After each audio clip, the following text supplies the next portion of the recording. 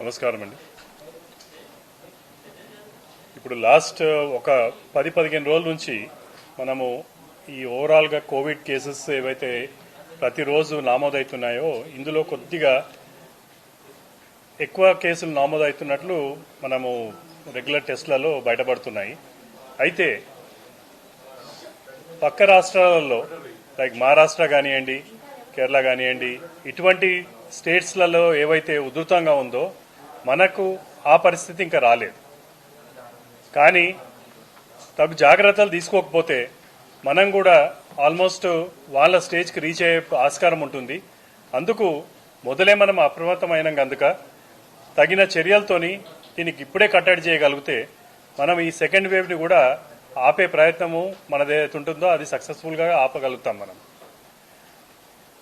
మన డైరెక్టర్ గారు చెప్పారు, ఇప్పటి వరకు మనం ఏదైతే ఫీల్డ్ లెవెల్లో యాక్టివిటీస్ ఏవైతే చేస్తున్నామో, ముఖ్యంగా వ్యాక్సినేషన్ కానివ్వండి, tracing, testing of the patients, ఇవన్నీ చాలా హై లెవెల్లో జరుగుతున్నాయి. ఎందుకంటే ఒక 70,000 టెస్టులు ఒక దినం అన్నది మనము ఇంతకుముందు ఎప్పుడు చేయలేదు మన రాష్ట్రంలో. ఇప్పుడు అంత సీవియర్గా మనము ఒక 70,000 మందికి రోజు పరీక్షలు చేస్తున్నామంటే ఎక్కడ నూక్ అండ్ కార్నర్లో కూడా ఏదైనా కేసు పాజిటివ్ అయినట్లయితే ఇమీడియట్లీ వాళ్ళని మనం ఐసోలేట్ చేయవచ్చు అర్లీగా. అంటే మైల్డ్ కేసెస్ మైల్డ్ స్టేజ్లో ఉన్నప్పుడే వాళ్ళని ఐడెంటిఫై చేసినట్లయితే ఇవి సీవియర్గా డెవలప్ అయ్యే సిమ్టమ్స్ ఏవైతే ఉంటాయో వాళ్లకు ఆ డెవలప్ కాకుండా ఉంటాయి. అయితే as far as the hospital preparedness is concern, మీ అందరికీ తెలుసు లాస్ట్ ఇయర్ ఇదే టైంలో ఎప్పుడైతే కోవిడ్ వచ్చిందో ఆ టైంలో మనం ఇంకా ప్రిపరేటరీ స్టేజ్లో ఉన్నాము. అప్పుడు ఎంతవరకు అవసరం పడుతుందని తెలియదు. అయినా కానీ మనం అప్పటికే ఒక 2 నెలల నుంచి ఈ స్వైన్ ఫ్లూ కోసం ప్రిపరేషన్ చేసినాము. ఆ ప్రిపరేషన్స్ మనకు అన్ని కూడా కోవిడ్కి అవసరం పడ్డాయి. కానీ ఈ లాస్ట్ 1 ఇయర్లో ఏవైతే ఇన్ఫ్రాస్ట్రక్చర్ మనం డెవలప్ చేశామో వేరియస్ హాస్పిటల్స్లో, ఈరోజు మనకు nook and corner of the state nearly 10,000 oxygen beds ఉన్నాయి. అదే కాకుండా 1,700 వెంటిలేటర్స్ ఉన్నాయి, సిపాప్ మెషిన్స్ ఉన్నాయి, హై ఫ్రీక్వెన్సీ వెంటిలేషన్ కోసం ఎక్విప్మెంట్ ఉంది. ఇలా చెప్పుకుంటూ పోతే ప్రతి ఇంటెన్సివ్ కేర్లో ఏవైతే అవసరం ఉండే ఎక్విప్మెంట్ ఉందో ఇది మనకు ఒక టీచింగ్ హాస్పిటల్ నుంచి తీసుకొని కింది స్థాయి అంటే ఒక కమ్యూనిటీ హెల్త్ సెంటర్ వరకు కూడా different parts of the state, ఒక డిస్ట్రిక్ట్ హెడ్ క్వార్టర్స్ అనే కాదు ఇంటీరియర్ ప్లేస్లలో కూడా మనం ఈ ఫెసిలిటీస్ క్రియేట్ చేసి పెట్టాం. అయితే లాస్ట్ ఇయర్ స్టార్టింగ్లో అన్ని కోవిడ్ కేసులని మనము ఒక్క సెంటర్లో మేనేజ్ చేస్తే బాగుంటుంది అన్న ఐడియాతోని మన రాష్ట్ర ప్రభుత్వం, మన గౌరవ ముఖ్యమంత్రి గారి ఆదేశాల మేరకు ఆ టైంలో మనము అన్ని కేసులను కూడా గాంధీలో ట్రీట్ చేయడం జరిగింది. దాంతో మనకు మంచి రిజల్ట్స్ కూడా చూశాం. కానీ రాను ఎప్పుడైతే కేసెస్ డిఫరెంట్ ఏరియాస్ నుంచి ప్రజెంట్ అవుతున్నాయో అప్పటి వరకు ఫెసిలిటీస్ డెవలప్ అయినాయి. పెరిఫరీలో కూడా మనం కేసెస్ని ఎట్లా డయాగ్నోస్ అయినట్లయితే ఫర్ ఎగ్జాంపుల్ కరీంనగర్లో వస్తే కరీంనగర్ని అడ్మిట్ చేయడము, ఖమ్మంలో వస్తే ఖమ్మంని అడ్మిట్ చేయడము, ఇలా ప్రతి డిస్టిక్లలో కూడా మనం కేసెస్ ఇవాళ అడ్మిట్ చేసుకునే పరిస్థితి, ఇంక్లూడింగ్ సీవియర్ కేసెస్. సో ఈ రోజు అన్ని కేసులు హైదరాబాద్కి వచ్చే అవసరం ఉండదు. ఎక్కడన్నా పాజిటివ్ కేసులు వచ్చి హాస్పిటలైజేషన్ అవసరం ఉంటే, హాస్పిటలైజేషన్ కూడా ముఖ్యంగా ఎవరికి ఉంటుందంటే ఎవరికైనా కోమార్బిడిటీస్ ఉండి ఆక్సిజన్ సాచురేషన్స్ మెయింటైన్ చేయకపోతే, వాళ్ళకి ఊపిరి తీసుకుంటుంటే కష్టమవుతుంటే అటువంటి కేసులు మాత్రం కంపల్సరీగా పోయి హాస్పిటల్లో అడ్మిట్ కావాలి. ఎందుకంటే అర్లీగా వీళ్ళకి ట్రీట్మెంట్ స్టార్ట్ చేసి మనము డ్రగ్సే కానియకుండా ముఖ్యంగా ఈ స్టెరాయిడ్ ట్రీట్మెంటే కానివ్వండి, యాంటీకోయాగులెంట్సే కానివ్వండి, ఇవన్నీ కూడా కరెక్ట్ టైంలో స్టార్ట్ చేసినట్లయితే చాలా మంది ప్రాణాలు మనం కాపాడగలుగుతాం. This is the practical experience. మా డాక్టర్లు ఏదైతే కొన్ని 1,000 మంది, లక్షల అంటే ఒక 1,000లో నంబర్ ఆఫ్ కేసెస్లో మనకు గాంధీలో ట్రీట్ చేశారు. వాళ్ళ ప్రాక్టికల్ ఎక్స్పీరియన్స్ నుంచి మనం ఇవాళ నేర్చుకుందంటే ఇది ఎర్లీ ఇంటర్వెన్షన్, ఎర్లీ ట్రీట్మెంట్ చేసినట్లయితే చాలా మందికి ఎటువంటి ప్రాణాపాయం ఉండదు. వాళ్ళని మనము నార్మల్గా చేసి మళ్ళీ హాస్పిటల్ నుంచి డిశ్చార్జ్ చేయవచ్చు. ఇన్వేరియబుల్లీ ఇన్ఫెక్షన్ రేట్ కూడా పెరుగుతుంది. ఒకరికి ఇన్ఫెక్షన్ వచ్చినట్లయితే వాళ్ళు 8 నుంచి 9 మంది దాకా ఇన్ఫెక్షన్ స్ప్రెడ్ చేసే ఆస్కారం ఉంటుంది. అందుకోసము బయటికి వెళ్ళినప్పుడు ఎంతవరకు అయితే అంతవరకు రెస్ట్రిక్ట్ చేసుకోండి. బయటికి వెళ్ళడం కూడా, బయటికి వెళ్ళేది ఉంటే కంపల్సరీ మాస్క్ పెట్టుకోండి. తర్వాత చేతులు శుభ్రం చేసుకోవాలి. అండ్ గ్యాదరింగ్లలో పార్టిసిపేట్ చేయవద్దు. ఇది చాలా ఇంపార్టెంట్. ఎందుకంటే ఒక్కరు కూడా చాలా మందికి ఇప్పుడు చూస్తున్నాం మనం, మైల్డ్ సిమ్టమ్స్ ఉంటున్నాయి, దే ఆర్ ఏసిమ్టమాటిక్ కేసు అసలు వాళ్ళకు కూడా తెలియదు వాళ్ళకు డిసీజ్ ఉందని. కానీ వీళ్ళు ఒక సొసైటీలోకి పోయిందంటే వాళ్ళు ఎందరో మందికి ఇన్ఫెక్ట్ చేయగలుగుతారు. So be careful. ఈ 3 పాటించినట్లయితే దీని స్ప్రెడ్ని మనం ఆపగలుగుతాం. ఎందుకు చెప్తున్నాం క్లియర్గా అంటే, ఇది ఒక్కసారి ఇన్ఫెక్షన్ వచ్చిన తర్వాత మీకు అంత సీవియర్ సిమ్టమ్స్ రాకపోవచ్చు, కానీ దీంతో లాంగ్ టర్మ్ ప్రాబ్లమ్స్ కూడా ఉంటాయి. ఎందుకంటే ఇప్పుడు ఆల్రెడీ కోవిడ్ వచ్చి పోయిన వాళ్లలో మనం క్లియర్గా చూస్తున్నాం ఇప్పుడు. ఎందుకంటే ఇప్పుడు ఆల్మోస్ట్ 1 year నుంచి ఎందరో మంది 1000 కేసులకు కోవిడ్ వచ్చిపోయింది. వాళ్ళు ఇప్పుడు లంగ్ రిలేటెడ్ ప్రాబ్లమ్స్, వేరే రిలేటెడ్ ప్రాబ్లమ్స్ తోని హాస్పిటల్స్ కి వస్తున్నారు, ట్రీట్మెంట్ తీసుకుంటున్నారు. అంటే ఒక్కసారి ఇన్ఫెక్షన్ వచ్చిందంటే వీటితోని long term problems, life long కూడా కొన్ని సీవియర్ లంగ్ ఫైబ్రోస్ వచ్చింది అనుకోండి, దానితోని మనకు లైఫ్ లాంగ్ ప్రాబ్లమ్స్ ఉంటాయి. ఇలా చెప్పుకుంటూ పోతే చాలా డిఫరెంట్ ఆర్గన్స్ ను కూడా కోవిడ్ ఎఫెక్ట్ చేస్తుంది. అందుకోసము మాకేదో మైల్డ్గా వచ్చిపోయినా ఏం కాదు అని అనుకుంటే తప్పది. అందుకోసం కంప్లీట్ ఏవైతే మనము కోవిడ్ ప్రోటోకాల్స్ ఉన్నాయో అవి తూచా తప్పకుండా పాటించాలి. ఎందుకంటే ఈ ముందు మీకు కంటిన్యూస్గా ఫెస్టివల్స్ ఉన్నాయి. ఈ అన్ని ఫెస్టివల్స్ కూడా చాలా గ్యాదరింగ్ ఉంటుంది. దాంట్లో మీ ప్రాణాలు మీరు కాపాడుకోవాలి.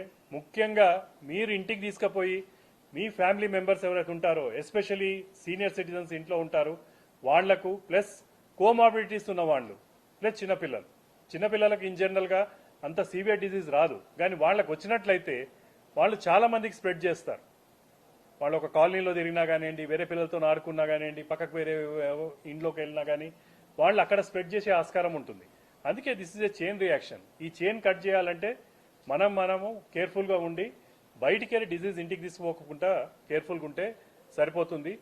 హాస్పిటలైజేషన్ గురించి ఎవరు కూడా టెన్షన్ పెట్టుకోవద్దు. బై ఛాన్స్ ఎవరికైనా ఇన్ఫెక్షన్ వచ్చినా కానీ మనకు అడిక్వేట్ బెడ్స్ మేము క్రియేట్ చేసి ఉంచాము. అడిక్వేట్ అమౌంట్ ఆఫ్ డ్రగ్స్ కానివ్వండి, అంటే వేరీ డ్రగ్స్, రామ్డెసివిర్ కానివ్వండి, యాంటీకోయాగులెంట్ డ్రగ్స్, స్టీరాయిడ్స్, తర్వాత వెంటిలేషన్కి అవసరం పడే ఏదైతే ఎక్విప్మెంట్ ఉందో వాటికి డిస్పోజబుల్స్, ఇటువంటి అన్ని కూడా మేము సమకూర్చాం.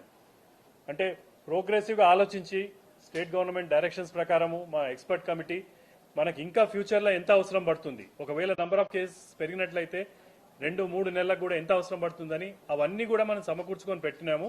అందుకోసము ఎవరు కూడా భయభ్రాంతులు కావద్దు. మీకు ఏమైనా సిమ్టమ్స్ ఉన్నాయంటే మీ దగ్గర ఉన్న మన ఏవైతే హాస్పిటల్స్ ఉన్నాయో అక్కడ అన్ని దగ్గర కోవిడ్ వార్డ్స్ ఉన్నాయి, ప్లీజ్ అక్కడికి వెళ్ళండి, గెట్ అడ్మిటెడ్. అన్నెసరీగా ఏదో కార్పొరేట్ హాస్పిటల్కి పోయి మైల్డ్ కేసెస్ కూడా మీరు హాస్పిటల్లో పోయి లక్షలు ఖర్చు పెట్టుకున్న అవసరం లేదు. అంతకంటే మెరుగైన చికిత్స మన హాస్పిటల్ ఉంటుంది. ఎందుకంటే ప్రతి గవర్నమెంట్ హాస్పిటల్లో కొన్ని 100 కేసులను ట్రీట్ చేశాం, ఇంక్లూడింగ్ డిస్ట్రిక్ట్ హాస్పిటల్స్లో. So they have extensive experience and మీరు వాళ్ళ చేతల్లో సేఫ్గా ఉంటారు. ఒక్క నయా పైసా ఖర్చు కాకుండా మీ ఆరోగ్యాన్ని కాపాడవలసిన బాధ్యత రాష్ట్ర ప్రభుత్వము, అందరు డాక్టర్లది. వాళ్ళందరూ కూడా మీకు ఎంతవరకు అయితే మంచి ట్రీట్మెంట్ ఇవ్వాలో అన్ని ఇచ్చి పంపిస్తారు. Thank you. సార్, గతంలో ఏదైతే మీరు ప్రైవేట్ హాస్పిటల్కి సంబంధించినటువంటి జీవో ఇప్పుడు అప్లికేబుల్ అవుతుందా, వాటిపైన ఎటువంటి నిఘా పెట్టబోతున్నారు? తప్పకుండా. ఏదైతే గత ఫస్ట్ వేవ్ సందర్భంగా మనం ఈ రెగ్యులేషన్ కోసం ప్రైవేట్ హాస్పిటల్స్ వాళ్ళ ఫీజెస్ రెగ్యులేషన్ కోసం ఒక జీవో ఇవ్వడం జరిగింది. ఆ జీవో పకడ్బందీగా ఇంప్లిమెంట్ అవుతుంది. అదే జీవో అమల్లో ఉంది. అండ్ దీన్ని ఓవరాల్ గా మానిటర్ చేయడం కోసం, కోఆర్డినేట్ చేయడం కోసం ఒక టీంని కూడా స్టేట్ లెవెల్లో మనం టీంని ఎస్టాబ్లిష్ చేసుకున్నాము. సో వాటి ప్రకారం మనం ముందుకెళ్ళడం జరుగుతుంది. అండ్ ప్రైవేట్ హాస్పిటల్స్ వారికి కూడా విజ్ఞప్తి చేస్తున్నాం. ఇంతకుముందు డైరెక్టర్ ఆఫ్ మెడికల్ ఎడ్యుకేషన్ చెప్పారు, వేలాది మంది పేషెంట్స్ వచ్చినా సరే మనం అన్ని రకాల అరేంజ్మెంట్ చేయడానికి అన్ని రకాలు కూడా ఏర్పాటు చేయడం జరిగింది. అది హాస్పిటల్స్ అనుకోండి, హెచ్ఆర్ అనుకోండి, ఇన్ఫ్రాస్ట్రక్చర్ అనుకోండి, కిట్స్ అనుకోండి, కన్జ్యూమర్స్, ఇవన్నీ కూడా ఎలాంటి ప్రాబ్లం లేదు. దయచేసి ప్రజలు అనవసరంగా ప్రైవేట్ హాస్పిటల్కి వెళ్ళేసేసి వాళ్ళ జేబు గుల్ల చేసుకోవద్దు. రెండోది, అండ్ ఇప్పుడు వచ్చే కేసులన్నీ కూడా చాలా మైల్డ్ కేసులు ఉంటున్నాయి. మెజారిటీ ఆఫ్ ద కేసెస్ ఇంట్లో ఉండే ట్రీట్మెంట్ తీసుకోవడం ద్వారా వాళ్ళు బయటపడుతున్నారు. ఏదైతే కొంతమంది హాస్పిటలైజేషన్ కావాలో వాళ్ళు కూడా ప్రైవేట్ హాస్పిటల్కి వెళ్ళేసేసి అనవసరంగా వాళ్ళు unnecessary out of pocket expenditure పెట్టుకోవడం వల్ల ఆ కుటుంబం ఇబ్బందులు పడే అవకాశం ఉంటుంది. కానీ దయచేసి దగ్గరలో ఉన్న గవర్నమెంట్ హాస్పిటల్కి వెళ్ళడం ద్వారా వాళ్ళు పూర్తిగా ఉచితంగా వైద్యం చేసుకోవచ్చు.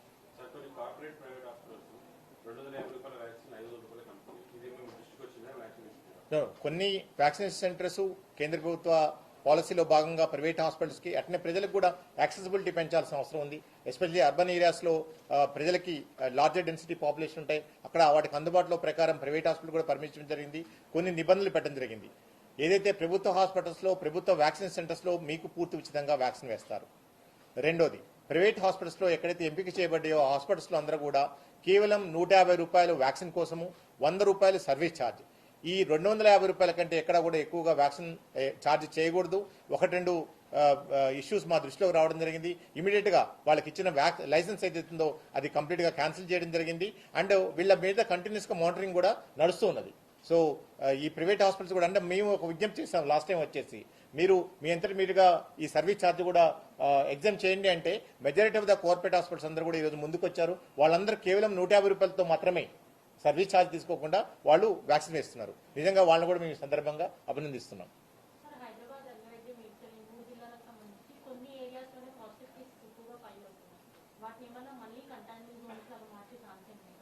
ఇది ఎక్కడికక్కడ కూడా సర్వేలెన్స్ నడుస్తున్నది. మీరు చెప్పిన ఏరియాస్ మా దృష్టిలో కూడా ఉన్నాయి. అక్కడ అప్పటికప్పుడే ఏదైతే ఈ స్ప్రెడ్ ఉందో, సైకిల్ ఉందో, ఆ చైన్ ఆఫ్ ట్రాన్స్మిషన్ ని కట్ చేయడానికి ప్రయత్నం చేస్తున్నాం. అండ్ అక్కడ ప్రజల లార్జర్ డెన్సిటీ ఉండటం వల్ల ప్రజల సపోర్ట్ కూడా కావాలి. దానికి సంబంధించి కూడా అవేర్నెస్ యాక్టివిటీస్ చేస్తున్నాం. అండ్ మైక్రో కంటైన్మెంట్స్ చిన్నవి అన్ని అందరికీ బయటికి తెలియాల్సిన అవసరం లేదు. చిన్న మైక్రో కంటైన్మెంట్స్ ఏర్పాటు చేసుకొని అప్పటికప్పుడు అంటే ఎంత ఎర్లీగా ఐడెంటిఫై చేస్తాము, ట్రేస్ చేస్తాము, ఎంత ఎర్లీగా ఐసోలేట్ చేస్తాము, టెస్ట్ చేస్తాము, వీటి మీద ఆధారపడి ఉంటుంది. అండ్ ఇప్పుడు ఏదైతే మనకి కొన్ని ఏరియాల్లో వస్తున్నదో ఆ ఏరియాస్ని ఇమీడియట్ గా ఆల్రెడీ అరెస్ట్ చేయడం జరిగింది. అండ్ రాబోయే రోజుల్లో కొత్త ఏరియాస్లో వచ్చినా కూడా ఈ సర్వేలెన్స్ యాక్టివిటీస్ చాలా ఎఫెక్టివ్ గా ఇంప్లిమెంట్ చేస్తాం. సార్, స్కూళ్ళ నుంచి కొంత కరోనా వ్యాప్తి పెరుగుతుందనే ఆలోచనతో వాటి ముందు చేశారు. కానీ మిగతావి కొన్ని అంటే బార్లు కావచ్చు, పబ్లు కావచ్చు, ఇట్లాంటి ప్లేసుల్లో కరోనా వ్యాప్తి చెందడానికి అవకాశం లేవా? అక్కడ ఎటువంటి జాగ్రత్తలు తీసుకుంటున్నారు సార్? ఇక్కడ ఏదైతే అంటే ఈ గత సంవత్సరం నుంచి కూడా మనం అందరం కూడా చాలా ఇబ్బందులు పడి ప్రజలు త్యాగాలు చేశారు. ప్రభుత్వాలు వాళ్ళ ఆర్థిక వ్యవస్థలు దెబ్బతినిపోయినాయి. సో ఈ సందర్భంగా మనం అన్ని కూడా ఓపెన్ చేసుకొని రావడం జరిగింది. సో ఈ టైంలో వచ్చేసేసి మనం అన్ని ఎడ్యుకేషన్ ఇన్స్టిట్యూట్స్ ఫైనల్గా చివరికి ఓపెన్ చేసుకున్నాం. కొన్ని చోట్ల అక్కడక్కడ కూడా స్పొరాటిక్గా అవుట్ బ్రేక్స్ రావడం జరిగింది. వాటిని మనం చాలా ఎఫెక్టివ్గా చేయగలిగాం. ఈరోజు వేరే రాష్ట్రాల్లో జరుగుతున్న దానికి మన రాష్ట్రంలో ఉన్న పరిస్థితులు కూడా ఏంటంటే ఎప్పటికప్పుడు కూడా చాలా తెలివిగా నిర్ణయాలు తీసుకుంటూ ఎప్పుడైతే మనం ఏదైతే జాగ్రత్తలు తీసుకోవాలో ఆ జాగ్రత్తలన్నీ తీసుకున్నాం. ఈ రోజు కూడా స్కూల్స్ని బంద్ చేసుకున్నామంటే అది కేవలం తాత్కాలికమైన నిర్ణయం. అది రాబోయే రోజుల్లో తప్పకుండా కూడా ఎడ్యుకేషన్ స్కూల్స్ అన్ని కూడా ఓపెన్ చేసుకుంటున్నాం. ఎడ్యుకేషన్ డిపార్ట్మెంట్తో హెల్త్ డిపార్ట్మెంట్ చాలా క్లోజ్గా పనిచేస్తూ ఉన్నది. అండ్ ఎక్కడ కూడా మీ ఏ స్కూల్ నుంచి కూడా బయటకు వెళ్ళడం కానీ లేకపోతే కమ్యూనిటీలో స్ప్రెడ్ అవ్వడం కానీ ఎక్కడ కూడా మా దృష్టికి రాలేదు. అంత ఎఫెక్టివ్గా మనం ఆ చైన్ ఆఫ్ ట్రాన్స్మిషన్ ని మనం కట్ చేసుకున్నాం. అండ్ ఈ కమర్షియల్ ఎస్టాబ్లిష్మెంట్ ఎక్కడైతే ఉన్నాయో సో వీళ్ళందరూ కూడా ఆల్రెడీ విజ్ఞప్తి చేస్తాం. రెగ్యులర్ గా మీ కేంద్రాల్లో మీ మాల్స్ అనుకోండి, లేకపోతే థియేటర్స్ అనుకోండి, లేకపోతే ఇతరత్ర కమర్షియల్ ఎక్కడైతే వాణిజ్య రిలేటెడ్ అవుతుంటాయో, ట్రాన్స్పోర్ట్ రిలేటెడ్ ఉందో వీళ్ళందరూ కూడా రెగ్యులర్ ఇంటర్వెల్స్ లో మేము పరీక్షలు పూర్తి ఉచితంగా చేస్తున్నాం. అది కంటిన్యూ అవుతుంది. ఎవరైతే ఎలిజిబుల్ పాపులేషన్ ఉన్నారో ఈ ఎలిజిబుల్ పాపులేషన్ కూడా వ్యాక్సిన్ అందించడానికి అన్ని రకాల ఏర్పాట్లు చేస్తాం. మేము కూడా వాళ్ళకి విజ్ఞప్తి చేసేది ఏంటంటే మీరు మీ ఎస్టాబ్లిష్మెంట్స్ రెగ్యులర్ గా ఎవ్రీ 15 days ఒకసారి మాసివ్ స్క్రీనింగ్ కూడా చేయించుకోవడం వల్ల మిగిలిన సిబ్బంది ఐసోలేట్ అవ్వడం కానివ్వండి, లేకపోతే వాళ్ళ ప్రొడక్టివ్ కానివ్వండి దెబ్బతినకుండా ఉండడానికి అవకాశం ఉంటుంది. అలాగనే ఎలిజిబుల్ బెనిఫిషరీస్ అందరూ కూడా వ్యాక్సిన్ తీసుకోవడానికి. అండ్ ఇంకోటి కూడా ఏంటంటే కేంద్ర ప్రభుత్వానికి తెలంగాణ రాష్ట్ర ప్రభుత్వం విజ్ఞప్తి చేసింది, ఎవరైతే ఈ హై రిస్క్ గ్రూప్ లో ఉన్నారో అది ట్రాన్స్పోర్ట్ డిపార్ట్మెంట్ అనుకోండి, కమర్షియల్ ఎస్టాబ్లిష్మెంట్స్ అనుకోండి, ఎక్కడైతే ప్రజలకి రెగ్యులర్ గా ఎక్స్పోజ్ అయ్యే సిబ్బంది ఉంటారో వాళ్ళందరూ కూడా వ్యాక్సిన్ ఇవ్వడానికి రికమెండ్ చేయడం జరిగింది. మేబీ వచ్చే కొద్ది రోజుల్లోనే మనకి ఆ ఇన్స్ట్రక్షన్స్ కూడా రావడం జరిగింది. వచ్చిన తర్వాత ఇప్పుడు 45 సంవత్సరాల వాళ్ళతో పాటు ఈ హై రిస్క్ గ్రూప్స్ ఎక్కడైతే ఉన్నారో వాళ్ళందరూ కూడా వ్యాక్సిన్ ఇచ్చడానికి అన్ని రకాల ఏర్పాట్లు చేస్తాం. Below 45 years, those who are having a continuous exposure to the general public, okay, they have to maintain the appropriate behavior. But along with that, we requested Government of India to allow us to do vaccination for these groups. People with comorbidities. Yes, below 45 years with comorbidities, and also the people who are having highest exposure.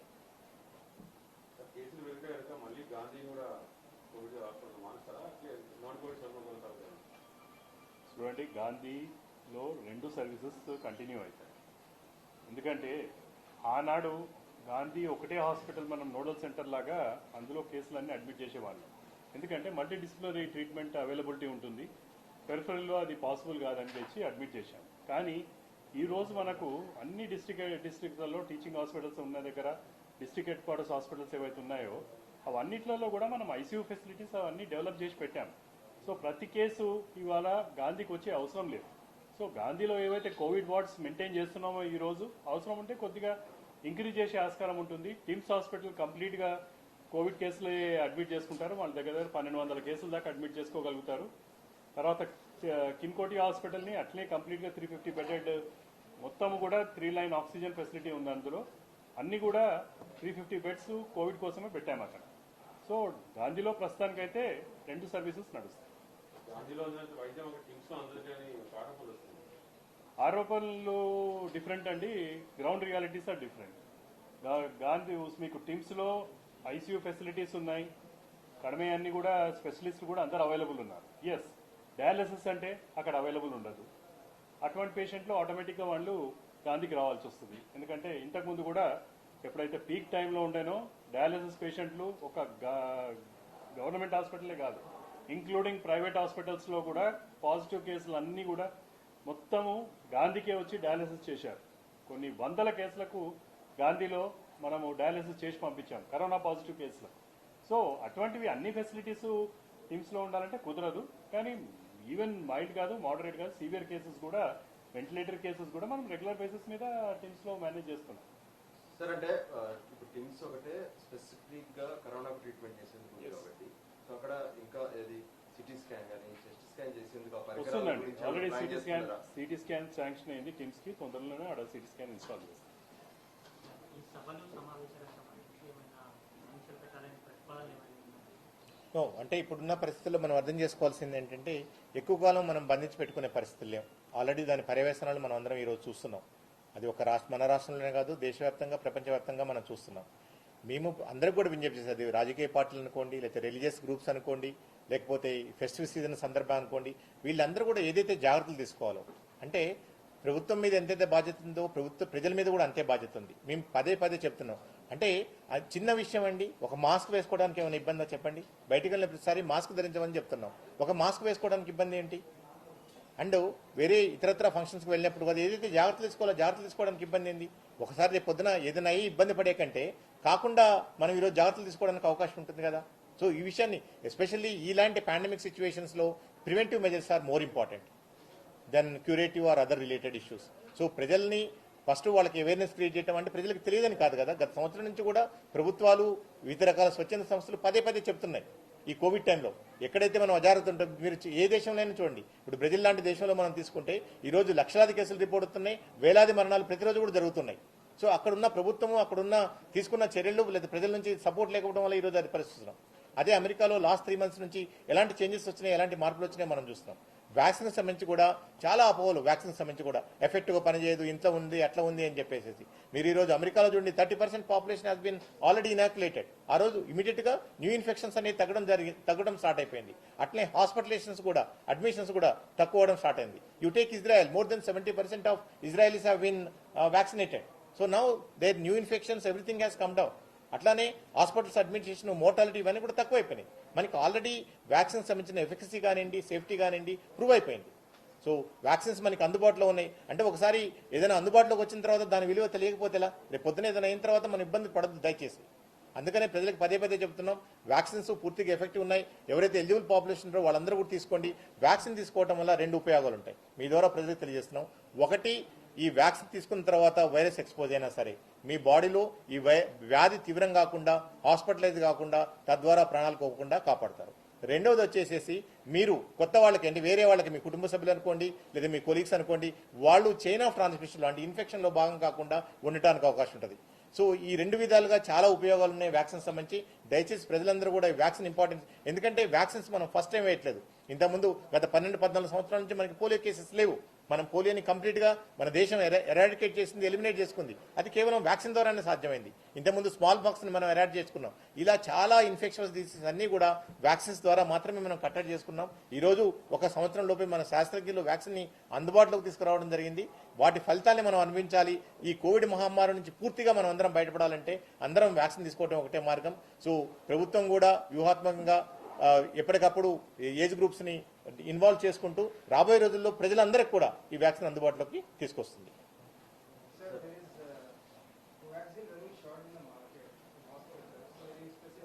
Please understand that there is a vaccine, there is only one vaccine for COVID, that is COVID vaccine. Okay, so there is no specific brand or type. Okay, whether vaccine is available or not, we have to see whether it is Covishield or Covaxin. Whatever the supplies are being made by Government of India, that will be taken by the states and accordingly vaccination will be done. And దీనికి సంబంధించి కూడా ప్రజలకు క్లియర్గా తెలియజేస్తున్నాం, ఈ vaccine effective ఉందట, ఆ vaccine మంచిగా ఉందట, అలా ఉండదు. ఈ వ్యాక్సిన్స్ అన్నీ కూడా ఈ కరోనాని రాకుండా ఉండటానికి, వైరస్ ఇన్ఫెక్ట్ కాకుండా ఉండటానికి నిర్దేశించబడినాయి. అవి ఎఫెక్టివ్గా పనిచేస్తున్నాయి ఆల్రెడీ. సో దయచేసి ఈ వ్యాక్సిన్ ఆ వ్యాక్సిన్ పోకుండా మీ దగ్గరలో ఉన్న వ్యాక్సిన్ సెంటర్కి వెళ్ళటం ద్వారా అక్కడ అవైలబుల్ ఉన్న వ్యాక్సిన్ తీసుకోవడం ద్వారా మిమ్మల్ని మీరు రక్షించుకోవడానికి అవకాశం ఉంటుంది.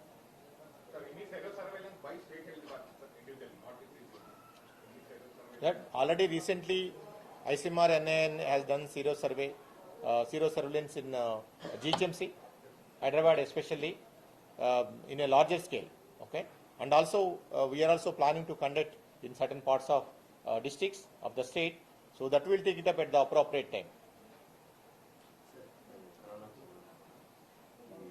యూట్యూబ్లో సోషల్ మీడియాలో చూస్తూ కొంతమంది ఆపరేషన్లు అబార్షన్లు చేస్తున్నటువంటి పరిస్థితులు ఈ విషయంలో ప్రజలను అప్రమత్తం చేసే అవకాశం. ఈ విషయం మీ దృష్టికి వచ్చిన వరంగల్లో ఒక డాక్టర్ ఈ పని చేసి మా దృష్టికి వచ్చింది, ఇమీడియట్గా వాళ్ళ మీద క్రిమినల్ కేసు బుక్ చేయడం జరిగింది, యాక్షన్ కూడా ఇనిషియేట్ చేయడం జరిగింది. అండ్ రెగ్యులర్గా డ్రైవ్స్ కూడా మేము పెడుతున్నాం ఇలాంటి క్రాక్స్ని ఐడెంటిఫై చేయడానికి. అనుకోండి, ఎవరైతే అర్హత లేకుండా ప్రాక్టీస్ చేస్తున్నారో, అర్హత లేకుండా ఆపరేషన్ చేస్తున్నారో వాళ్ళందరూ కూడా మా దృష్టికి రావడం జరిగింది. అండ్ తప్పకుండా వీటి మీద రాబోయే రోజుల్లో డ్రైవ్ కూడా చేయడానికి ప్రయత్నం చేస్తాం. Thank you so much.